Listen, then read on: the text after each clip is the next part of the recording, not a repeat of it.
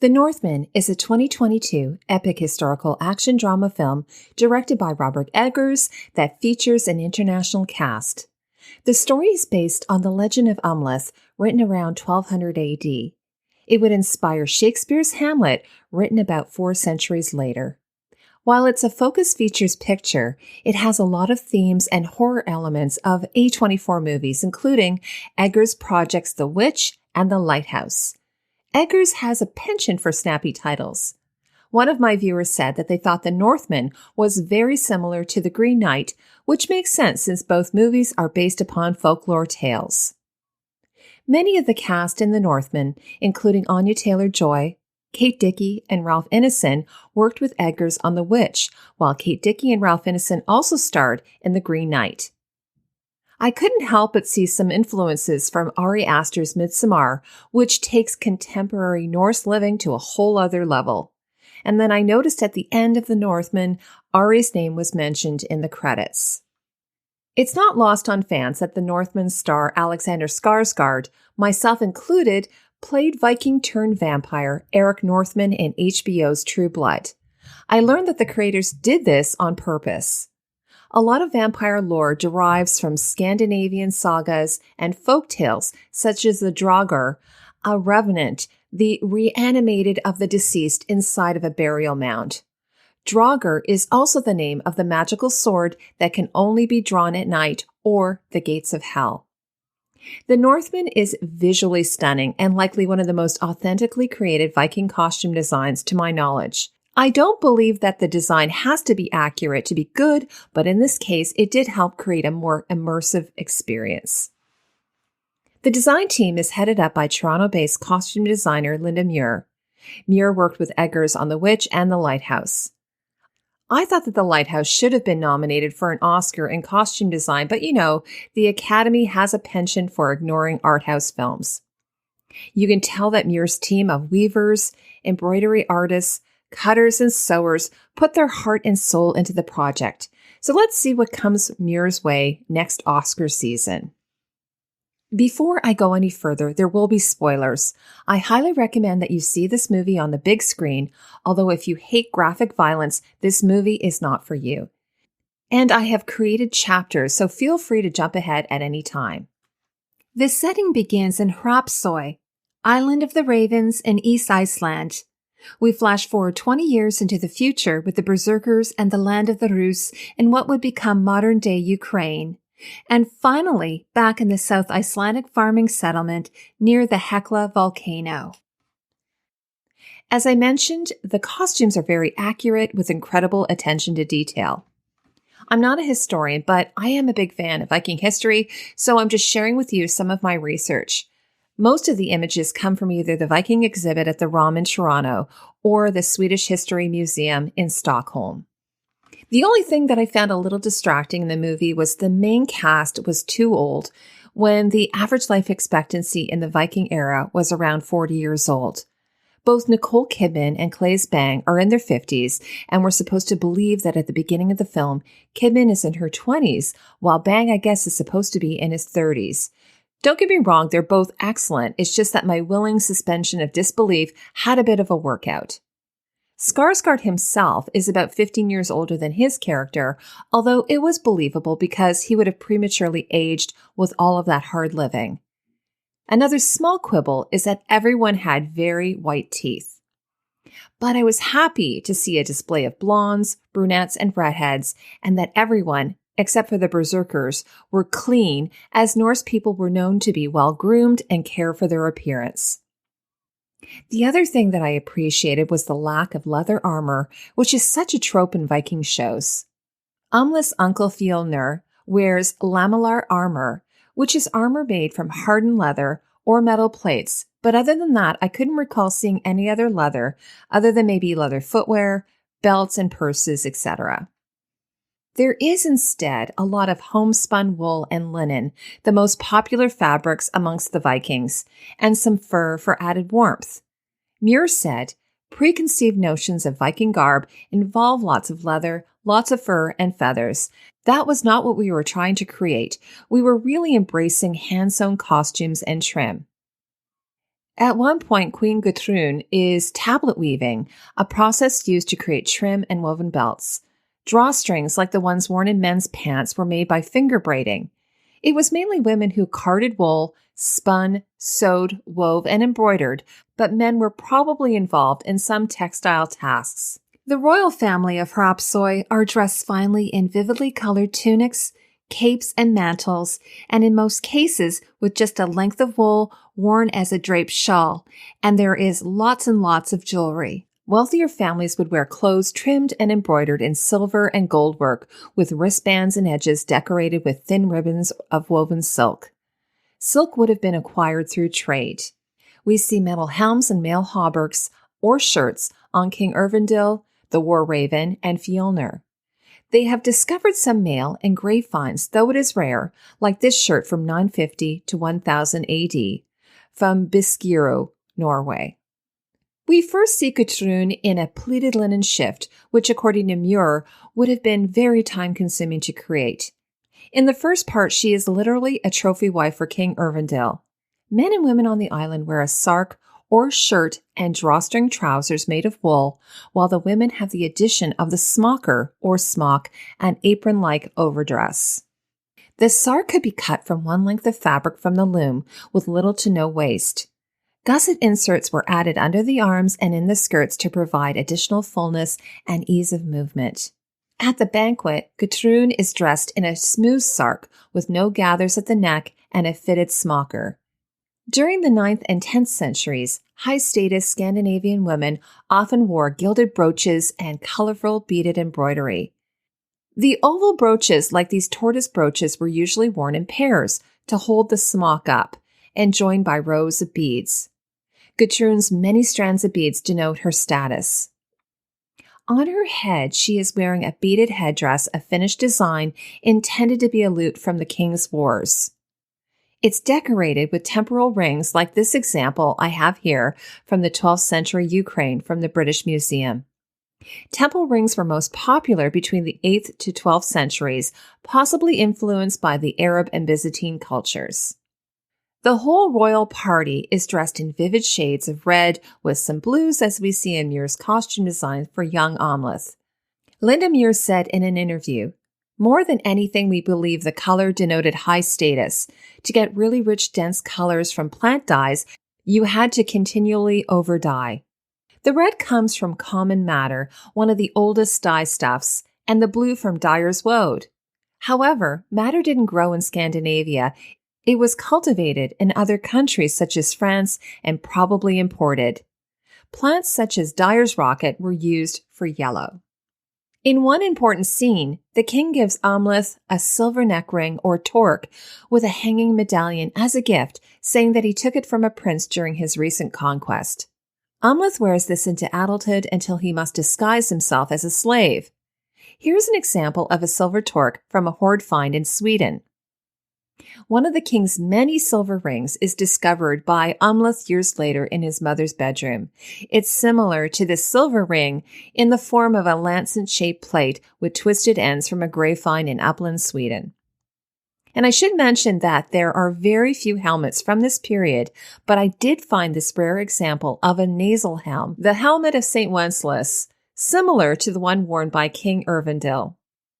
Muir said in an interview with A-Frame that there are no buttons in this region, although we do see them worn later by Amleth in his linen shirt when he becomes a berserker.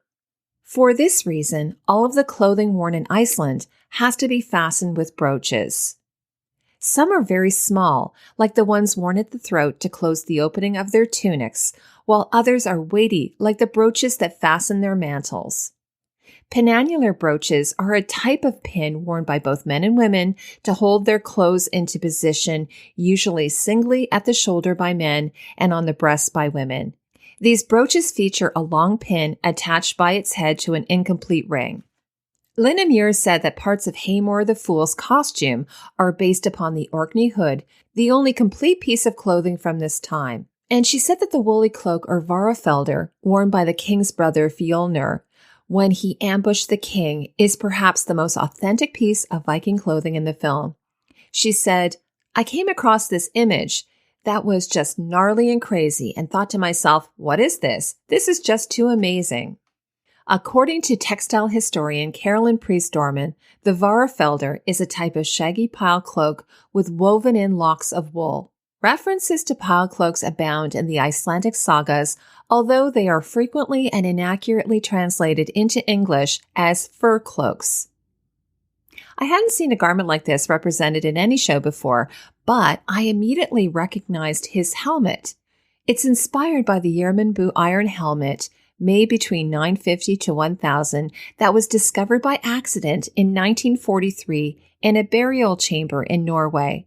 The helmet is the best preserved Viking helmet in the world. It is now on display at the Museum of Cultural History at the University of Oslo.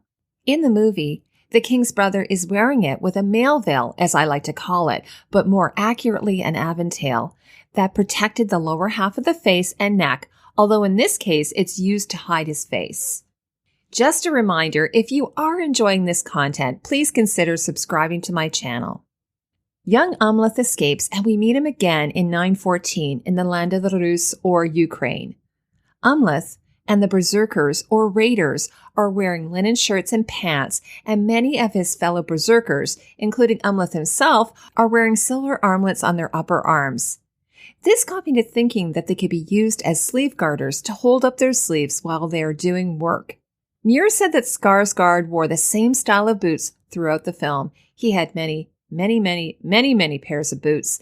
They were in varying levels of distress. She said, "We actually made boots that looked like they had wraps of leather to make it look like the character was trying to keep them going." In one pivotal scene, the Berserkers, who were said to have fought in a trance-like fury, are performing a drug-addled ritual dance with the Berserker priest around the fire wearing wolf headdresses. Before you say, but wait, I thought there were no horned helmets in the Viking era. That scene appears inspired by this helmet plate with a weapon dancer and a bear warrior from Sweden. While the Old Norse form of the word berserker likely means bear shirt, historians also interpreted the meaning as bear shirt and went into battle without armor. For the sake of the movie, it appears that they went with this interpretation, with the Berserkers attacking the Rus village with their shirts pulled down and tied around their waists. It's reported that Eggers wanted some of the Berserkers to be completely naked, but he did not pursue this because he feared it would be too alienating to the audience and give the film too high an age restriction. But all of that graphic violence is okay. But why the wolf headdress, you may ask? The frenzy warriors wearing the skins of wolves were called Ufhednar, meaning wolf coat. The first Norwegian king, Harald Fairhair, is mentioned in several sagas as followed by an elite guard of Ufhednar, wearing the pelt of a wolf when they entered battle. They are sometimes described as Odin's special warriors. Odin's men went with their mail coats and were mad as hounds or wolves, bit their shields. They slew men, but neither fire nor iron had effect upon them. This is called going berserk. Amleth's weapon of choice is this short poleaxe, like this example here. Tommy Dunn, weapons master for HBO's Game of Thrones, created all of the Viking replica weapons. For the Slavic costume of the Rus villagers, like those worn by Olga, played by Anya Taylor Joy, Muir said in a featurette with focus features, the women's clothing was embroidered at the wrist, hem, and neckline with different motifs, which all had different meanings. The word for embroidery at the time was the same for writing. They were writing on their clothing their wishes for their family and for themselves, be it prosperity, children, health, good crops, etc.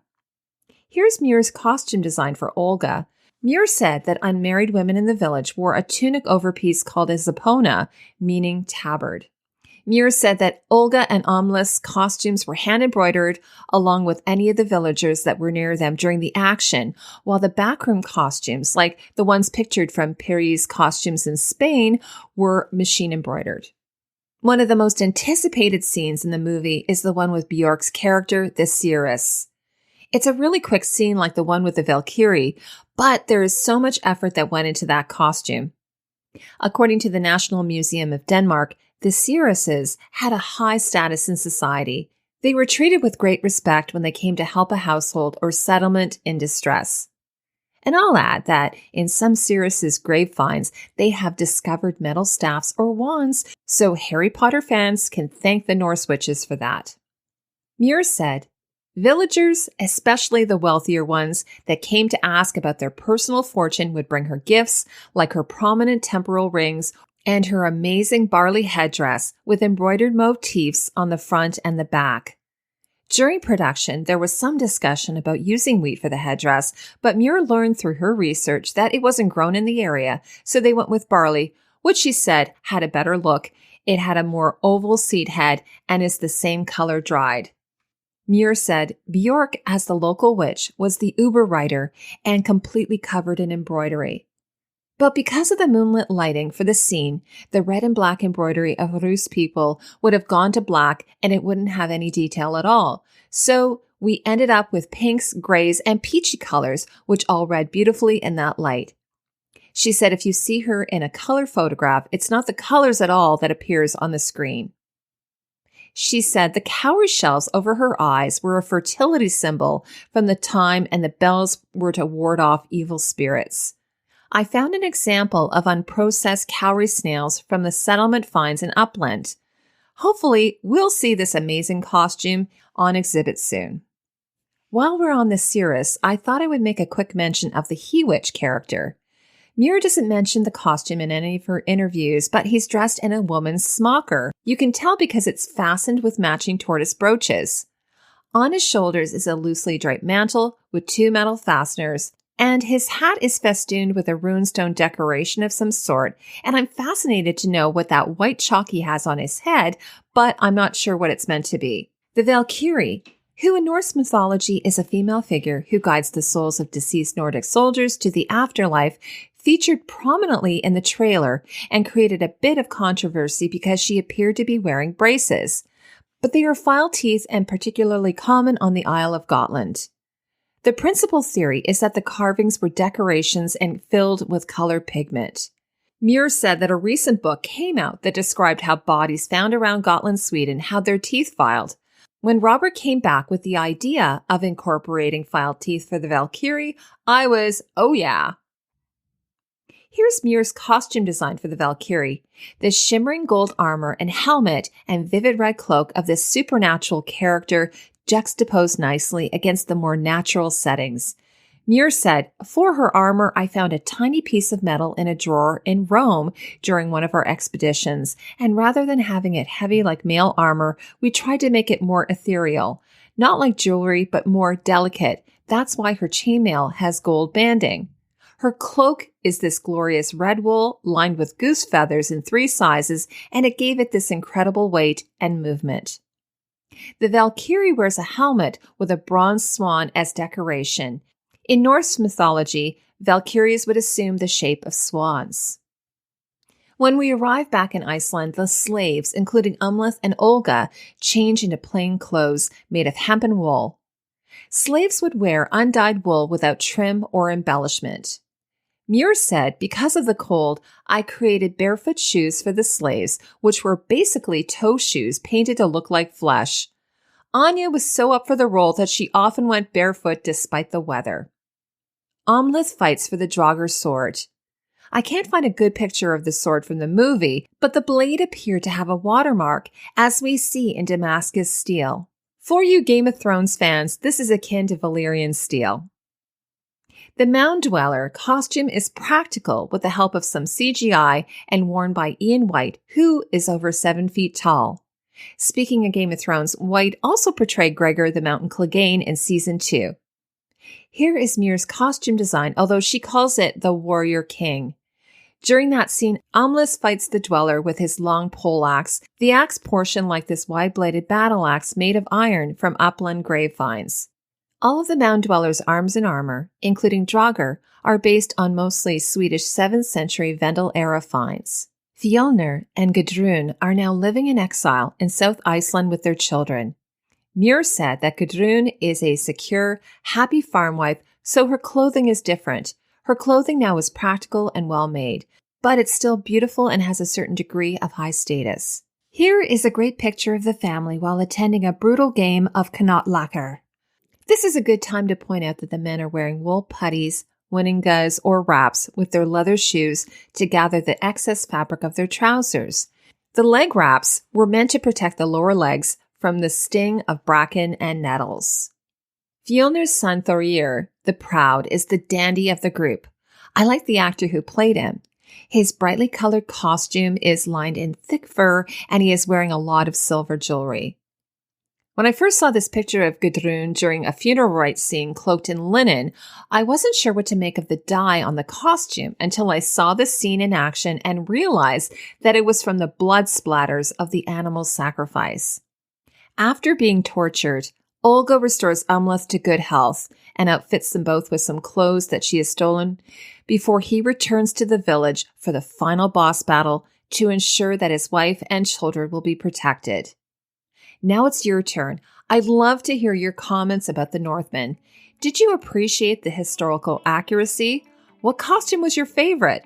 If you want to learn more about the Viking era and see some of the artifacts from my visit to the ROM, check out my Vikings the Exhibition video. Thank you for spending time with me. I'll see you in the next video.